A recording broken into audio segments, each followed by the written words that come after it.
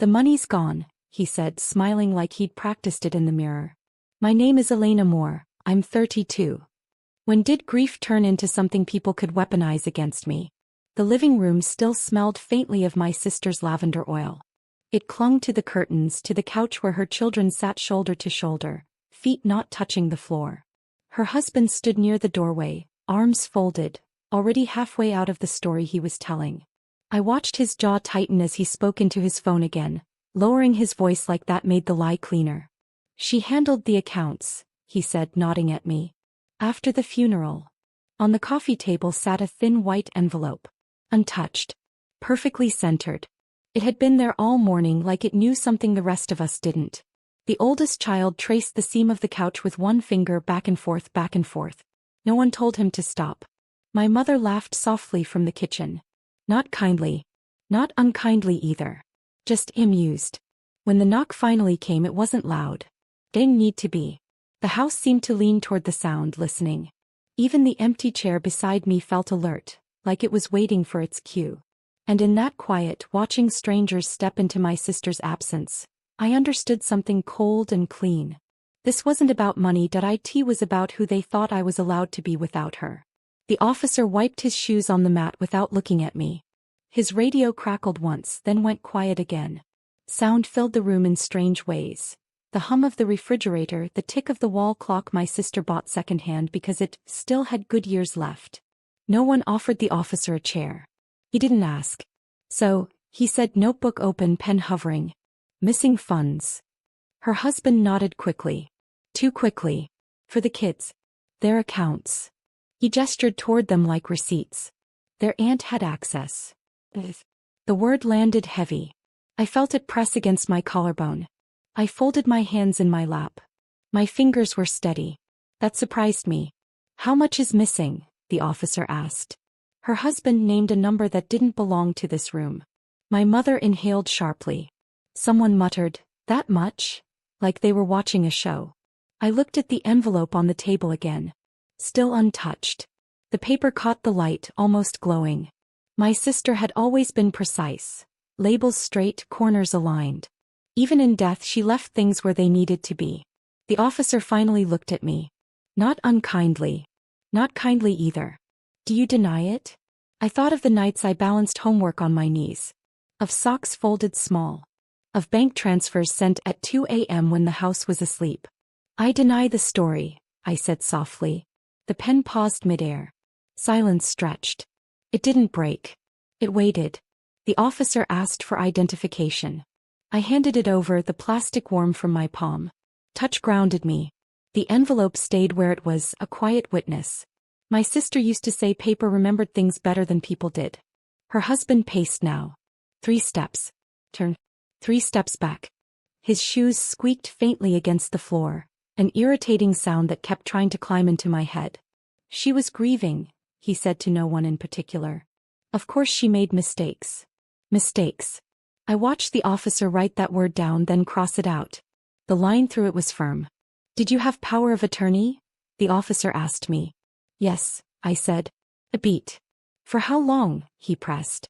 "Before she got sick," I answered. "While she was still herself." The children looked up at that. All at once.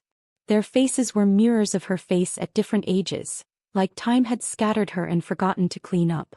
My mother cleared her throat. "She always was responsible," she said, as if apologizing for it. The officer nodded slowly. "Then I'll need to see bank records." Her husband stopped pacing. "That won't be necessary," he said too fast. "I already told you."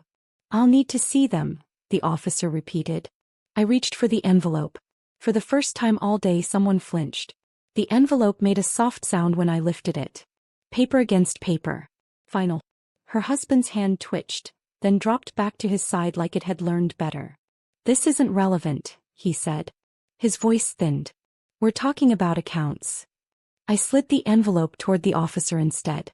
The table's surface was cool, unmarked except for a faint ring where my sister's mug used to sit every morning. The officer didn't open it yet.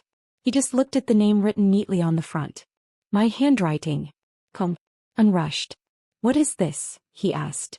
"A will," I said. "And instructions." The word will change the air. Even the refrigerator seemed to hesitate. Her husband laughed. Came out wrong. She wouldn't have. She did, I said quietly. The officer finally opened the envelope. Pages unfolded like they'd been waiting for light. He skimmed, then slowed. His eyes moved differently now, less procedural, more careful. I'll need the bank statements referenced here, he said. I stood and walked to the hallway cabinet.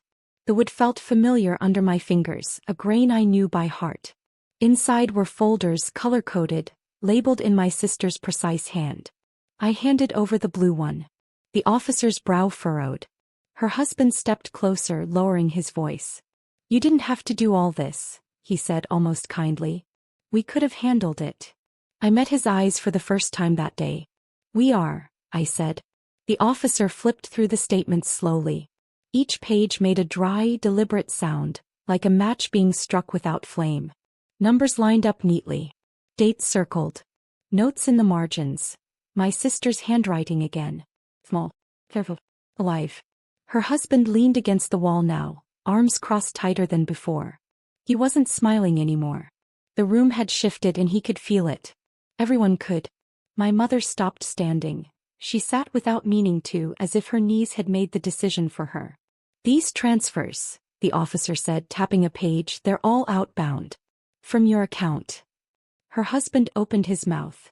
To the Children's Trust, the officer continued, not looking up. Monthly. Consistent. The ticking clock grew louder. Or maybe I was just listening harder. I don't understand, my mother said. It wasn't an accusation. It was disappointment, heavy and slow. The officer turned another page. And this withdrawal? He glanced up. Large sum. One time. Her husband pushed off the wall. That's what I was talking about. That's what she took. The officer traced the line with his pen. Then paused. This withdrawal, he said carefully, was made by you. Silence fell so hard it felt physical. Her husband laughed once. That's impossible, he said. The officer looked at me. I nodded. The officer turned the folder toward him. You authorized it, he said. 2 weeks after your wife's passing. Her husband stared at the page like it might rearrange itself if he waited long enough. His reflection stared back from the glossy paper. Smaller somehow. Less certain. That money, the officer went on, was meant for the children. Per the will. He tapped the document again. Which you signed as having received. A small sound came from the couch. The youngest child's shoe had slipped off and landed on its side, like it had given up. No one moved to fix it. I didn't read all that, her husband muttered. I was grieving. Grief again. Passed around like a permission slip. I felt the weight of the blue folder in my hands even though I wasn't holding it anymore. I remembered the night my sister pressed the envelope into my palm. Her fingers were cold. Her voice steady. If he gets loud, she'd said, stay quiet. Paper speaks better. The officer closed the folder. At this point, he said, this looks less like theft and more like misappropriation. My mother covered her mouth. Her husband's eyes finally found mine. Not angry now. Calculating. You planned this, he said softly. I didn't answer. I didn't need to. The officer stepped aside to make a call. The room exhaled without meaning to. Air moved. Curtains lifted then settled. Outside, a car passed slowly, tires whispering over asphalt, like the world was trying not to intrude. Her husband sat down hard in the chair across from me. The same chair my sister used when she paid bills. It creaked under his weight, a small protest. He noticed. Gifted. The chair did not soften. You didn't have to embarrass me, he said, voice low. Not to the room. To me. Embarrass. As if this were a dinner gone wrong. I looked at the envelope again, now empty, its job finished. It lay open, edges curled slightly like it was finally allowed to rest.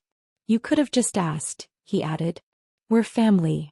The word hung there, unconvincing. From the kitchen my mother whispered someone's name. I didn't catch whose. Maybe my sister's. Maybe her own.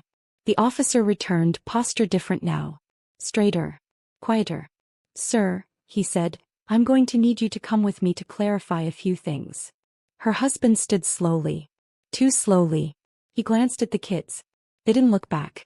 As he passed me, he leaned in. close enough that I could smell his cologne, sharp, unfamiliar. "This isn't over," he murmured. I watched the door. I watched it close. The door clicked shut behind them. Not slammed. Not dramatic. Just closed, like a file finished being read. The house didn't cheer. It didn't mourn. It simply returned to itself. The clock resumed its ordinary ticking. The refrigerator hummed again, relieved to be background noise. I sat where I was, feeling the shape of the day settle into something survivable. The officer's card lay on the table beside the empty envelope. 2 rectangles of paper. One ending, one beginning. Paper always did that in my sister's world. Marked thresholds. My mother finally spoke. "I didn't know," she said. It wasn't an apology. It wasn't a defense. It was a fact arriving late. The children moved closer to me without asking. A shoulder leaned into my arm. A small hand found mine.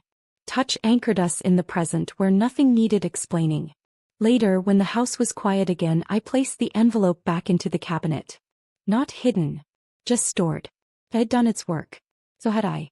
I looked once at my reflection in the darkened window. Tired. Steady. Still here. Grief hadn't made me weak. It had taught me precision. And that was the one thing he forgot.